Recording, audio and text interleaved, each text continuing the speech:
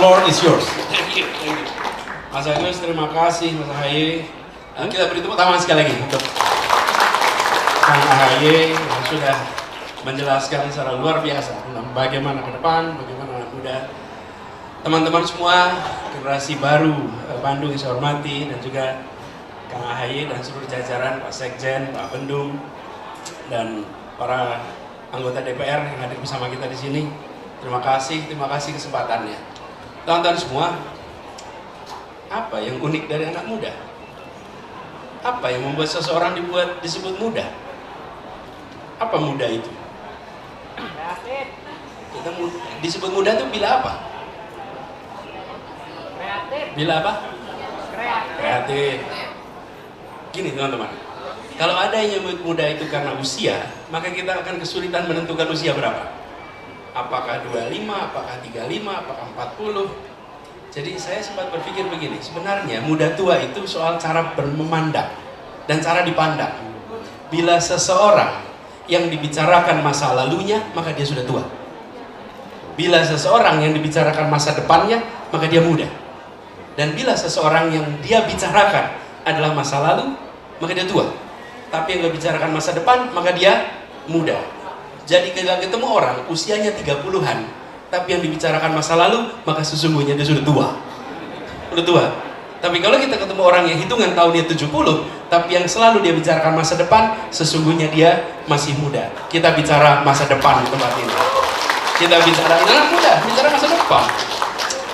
Dulu Mas waktu di kampus, kalau ketemu dengan teman-teman yang masih kuliah, saya sering nasihati pada anak-anak yang masih mau lulus nih. Nanti kalau diwawancara, mungkin di wawancara pekerjaan itu akan ditanya, apa pengalaman Anda? Bayangin orang baru lulus, ditanya pengalaman mau jawab apa? Ya. Jadi saya bilang gini, Anda harus jawab, Pak, Bu, bila Bapak mencari pengalaman, maka carilah orang tua. Bapak undang saya ke sini, yang saya tawarkan bukan masa lalu, saya menawarkan masa depan buat Anda. Iya, anak muda tidak menawarkan masa lalu, anak muda menawarkan masa depan. Nah karena itu kita bicara Indonesia ke depan, itu adalah waktu milik kita, milik generasi baru.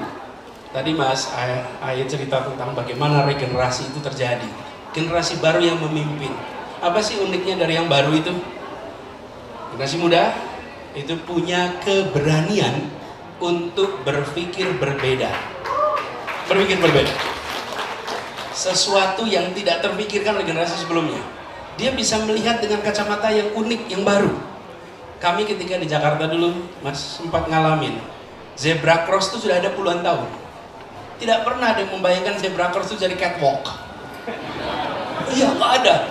Itu hanya mata anak muda yang bisa mengubah zebra cross jadi catwalk. Puluhan tahun kita lewat di zebra cross. Kenapa bisa terjadi? Karena anak muda selalu melihat dengan perspektif yang baru. Dan anak muda itu berani. Berani itu dua kemungkinan. Memang bernyali atau tidak tahu risiko. Ya kan? Berani. Anda nggak tahu kalau di kuburan gelap, lewat aja di situ. Wah, begitu udah lewat, wah Anda hebat betul ya berani. Oh, kuburan ya tadi gitu. Ini lewatin aja tuh. Jadi tidak tahu risiko atau bernyali. Tapi karena itu banyak terobosan buat anak muda. Nah, melihat itu, kami melihat bahwa anak muda harus diberikan ruang. Karena kebaruannya bisa membuat Indonesia mendapatkan terobosan-terobosan yang berdampak luas untuk Republik ini. Ruang tuh, yuk partisipasi, kolaborasi. Jadi pemerintah bukan saja menyusun kebijakan, tapi pemerintah membuka ruang bagi partisipasi anak-anak muda. Dengan begitu, maka anak-anak muda ikut mewarnai perjalanan bangsa ke depan. Kami merasakan dulu, karena saya tugasnya Jakarta, jadi ceritanya Jakarta nih. Tapi kalau saya tugasnya sini, ceritanya pasti kolaborasi dengan anak muda Bandung. Anak muda, kami membuat signage kan di Jakarta itu tidak dibuat oleh jajaran Pemprov. Signage di Jakarta itu yang buat anak-anak muda. Pemerintah itu punyanya dua, kewenangan sama uang fiskal. Okay? Yang pemerintah nggak punya apa? Kreativitas. Pemerintah punya kreativitas? Nggak punya. Inovasi? Nggak punya. Pemerintah punya pengalaman lapangan? Minim. Jejaring? Kurang. Nah, begitu kita undang anak-anak muda partisipasi, apa yang terjadi? Muncul ide, gagasan, terobosan yang bagi kami di pemerintahan nggak terpikirkan. Lalu apa yang terjadi? Diakomodasi, diadopsi, dan jadi terobosan yang dirasakan manfaatnya oleh seluruh masyarakat di Jakarta. Ini contoh. Jadi kami melihat ke depan, ruang ini akan dibuka lebih luas. Dan Bandung, ini salah satu contoh yang tadi Kang Ahaye yang tidak berubah dari Bandung adalah anak muda kreatif yang terus-menerus mensuplai kreativitas di Republik ini. Semuanya, terus-menerus. Berderet tuh kreativitas. Dan Bandung kota apa? Kota? Kota kembang, ya. Kan udah ditetapkan UNESCO jadi apa? Kota kreatif dunia. UNESCO mengakui ini sebagai kota kreatif dunia. Jadi UNESCO mengakui. Jadi memang Bandung sebagai kota kreatif. Jadi kita berharap, teman-teman, ke depan kita melihat ruang itu harus dibuka oleh pemerintah. Dan kalau pemerintah kerja bersama dengan anak-anak muda, maka akan banyak kebaruan. Terus-menerus. Nah, di sisi lain anak muda punya tantangan tersendiri nih. Udah sekolah, udah kuliah, selesai itu ketemu masalah lapangan pekerjaan. Bener nggak tuh? Lapangan pekerjaan. Terus mau cari rumah. Harga rumah? Ya, jadi kita melihat bagaimana perluasan lapangan pekerjaan.